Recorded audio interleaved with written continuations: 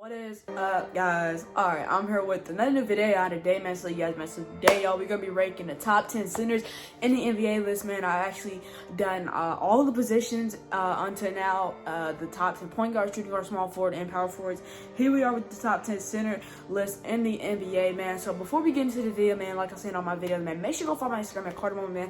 I'll be on there pretty frequently, bro. And you know, while you're at it, make sure you to subscribe to the YouTube channel, man. We're 1 subscriber away currently from 50 subscribers, and that is the goal right now. We are literally at 49 subscribers. We're 1 subscriber away. So if this is your first time seeing my video and you're not subscribed, consider subscribing. It'll really help me out. But yeah, let's go ahead and get into the video. Alright, you guys, so we're gonna be starting off at number 10, just to build up the suspense as I always do.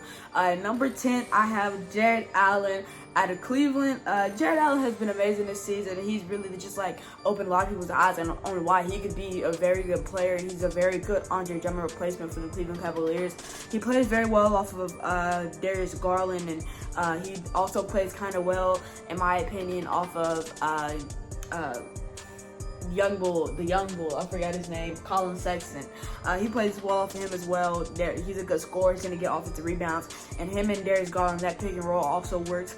This year, he's averaging 14 points per game, 9.9 rebounds, basically 10 rebounds a game, almost getting that double-double. He's 1.1 off of it. 1.6 assists per game and 1.5 blocks per game. I decided to go ahead and throw that in. I didn't throw blocks in for everybody, but I did decide to throw it in for him.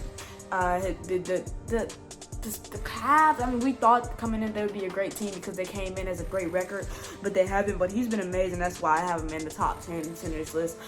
You know, there were other guys like Miles Turner competing, but I think he ultimately deserved it. Number 9, I have DeAndre Ayton. DeAndre Ayton basically got in here, you know, because of the way that his team has played and the role that he's played with his team.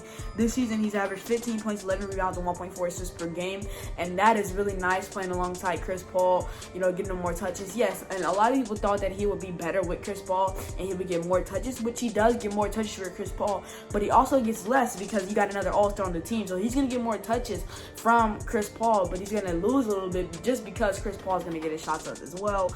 But DeAndre Ayton, he still deserves to be in that top 10 list.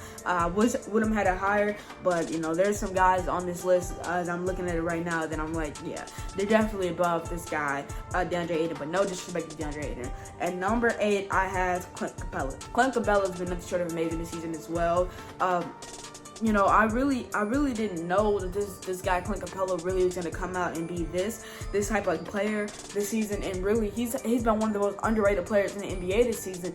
Definitely should be fighting for that most improved player. I know a lot of people, you know, there's a lot of guys, Julius Randle and Michael Porter Jr., what is his name? Christian Wood, Jeremy Grant. There's a lot of guys, but I think that he definitely should be in there. This season, averaging 15 points, 14.6 rebounds per game, 0.8 assists, I know. But he's been amazing this season, though. Like, 14.6 rebounds, basically 15 rebounds per game. He's almost averaging more rebounds than he has points per game this season. It's so amazing what he's done with this team. And him and Trae Young, you know, working that pick and roll. And a lot of people are like, why is John Collins' points gone down this season? Because in that power forces, I had him kind of high.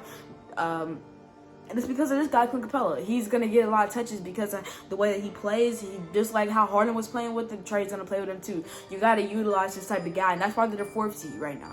You got to use your talent.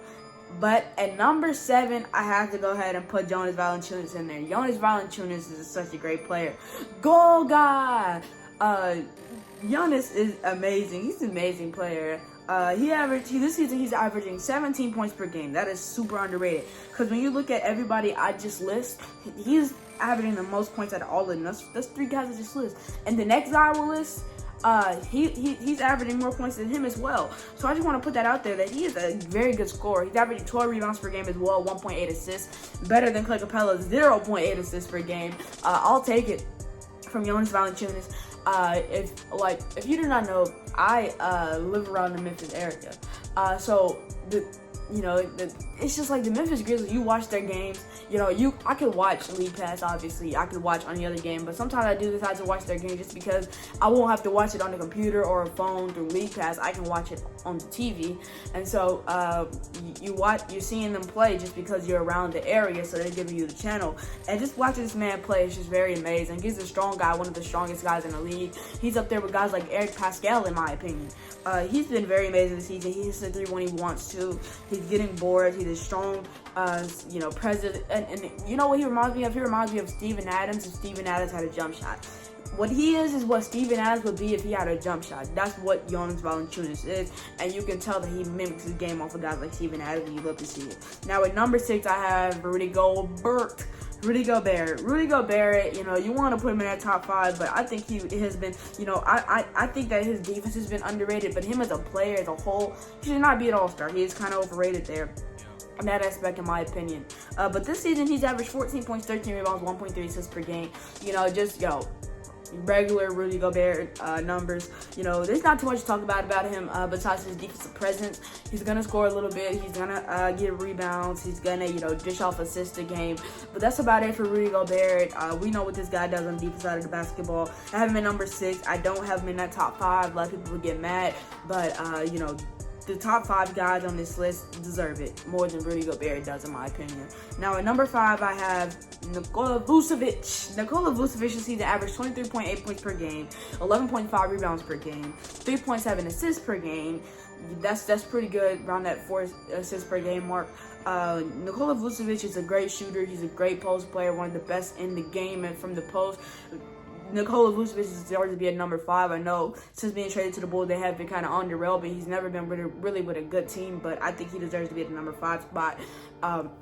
More than everybody I just listed on this list. At number 4, I have Bam Adebayo. Man, I love me some Bam Adebayo, man. Bam Adebayo this season averaging 19.2 points per game, 9 rebounds, and 5.2 assists. Very underrated. Part of his game is that 5.2 assists. I love Bam Adebayo, man. He's just like one of those traditional centers that you just come to love, and he has like a little bit more to it. Like, he's really, like, over the last year, he's really added a mid-range jump shot to his game. And ever since he's done that, it's really made the defense kind of spread out to him more, so you get more looks where he can drive to the basket from that free throw line because they know he can hit it, 30-40% of the time. So they have to, kind of press out, or he'll make it. He'll make 2-3 of those shots in a row. That's why I love Bam. He's kind of just improving his game every year. He played with D-Wade at one point. He's really just gotten better over the years, man. That's why I have Bam at number 4. At number 3, I have Cat. A lot of people don't want Cat in that top 3, and a lot of people disrespect Cat because of the way that the Timberwolves have played. But Cat, don't disrespect Cat. That man is a dog. Cat this season averages still 25 points per game, 11 rebounds, 4.6 assists. He's also shooting still 40% from 3. So Karl-Anthony Towns is the definition of a great player just on a bad franchise, almost like what Devin Booker was when the Suns weren't relevant.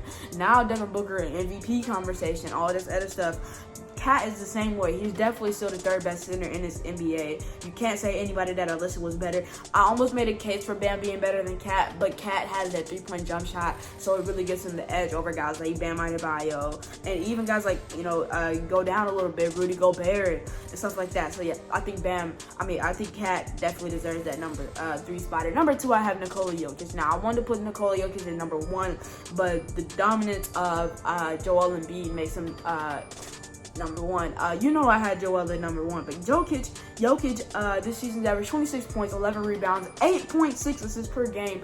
Nikola Jokic is a dog. He's one of the better centers in the league. He's really carried the Denver Nuggets without Jamal Murray. Michael Porter Jr. has been a great running mate, but he's been amazing. Nikola Jokic has, and I think that he has a bright future in this NBA. Definitely the MVP this season, in my opinion. Steph Curry's on his tail. I'm a Warriors fan, but let's just do the realization of it. The Warriors are like the 9th seed, and Nikola Jokic is a dog. At number 1, I have Joel Embiid. Joel Embiid, 29 points, 11 rebounds, 3 assists per game. He's a dominant big. If he didn't get hurt, he'd MVP. Like, it really wouldn't even be like a conversation. Like, man, if he didn't get hurt, it would have been like that type of year for Joel Embiid. It wouldn't even be close. I have him at number 1. Him, Simmons, he has a great team over there. Is almost the 1 seed. They're currently the 2 seed. About a game behind the Brooklyn Nets. Sorry for the camera shake. But yeah, he's definitely number 1 center in the NBA. And that'll round it all out. I did all my top 10 point guard, shooting guard, small forward, and power forward lists. They're all on YouTube currently. The best point guard is Steph Curry. The best shooting guard is James Harden. The best small forward is LeBron. Best power forward is Giannis Antetokounmpo. And the best center is Joel Embiid. So I have that rolled out. Now, next we are going to be covering my top 10 players in the NBA. That video will be tomorrow. So stick around for that video tomorrow. But yeah, if you like this video, man, like the video, bro. Comment, subscribe. Make sure you go follow my Instagram at Carter Moment, man. I'll be on there pretty frequently, bro. And yeah, that's going to be it for me, man.